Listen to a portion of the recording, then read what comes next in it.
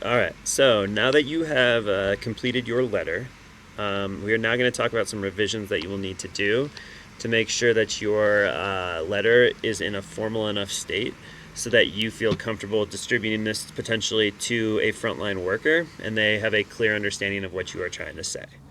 So, one thing that I'm seeing in letters is vague language. So, we're going to identify this vague language and eliminate it so that your language is specific. Remember, vague language is a bad thing. So, vague language is, and please go ahead and take these notes, uncertain or unclear, right? In character or meaning, right? So, those general words that we use, right, in place of more specific words that actually tell us what we need to know. An example of this would be many patients suffer from some symptoms, right? So many patients, I'm actually going to highlight this because I don't know who those patients are. Are they patients suffering from COVID-19? Are they patients that are suffering from potentially a broken bone? Whatever that is, you've got to tell me specifically, right?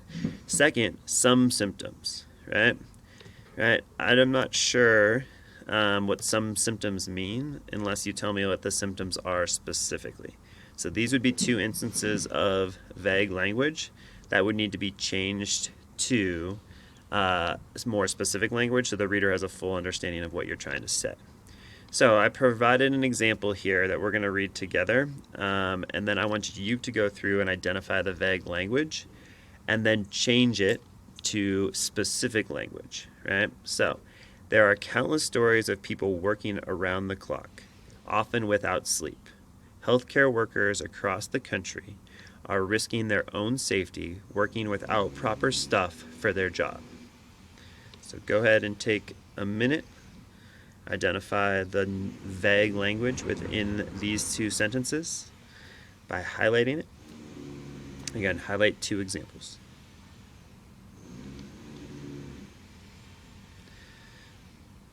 So if it is me and I'm looking through this, right, countless stories of people working around the clock, right? Like there's lots of people working around the clock, but this is really focusing on frontline workers.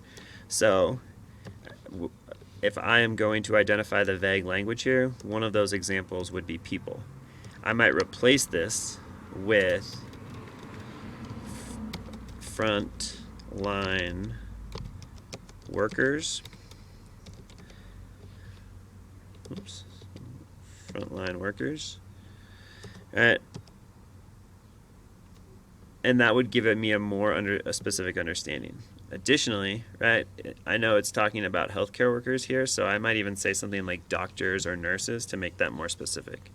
The second example, right, that you could have identified right now, right, without their own safety, working without proper stuff for their job, right? Stuff, right, is not specific in terms of what I need to know to understand the things that they don't have. So I'm going to highlight that as specific language, right? And then if I were to change that, I would actually go back and change it to personal protective equipment, right, for their job, right? And this is what a lot of doctors and nurses are using in order to treat patients. So just to stamp that when you are looking through your own letter and highlighting the non-specific or the vague language and replacing it with specific language, you've got to reread your writing word by word, right? You always have to do that before you turn something into final draft. Second, you need to look for vague, please go ahead and type that in, words that do not fully explain your thinking. And then third, you need to, in the case of this, highlight those words or highlight these words, and then you're going to finally change the vague words to specific words, right? So if you look down here, you look at all of these steps here, this is how you are going to make sure you have that specific language within your writing.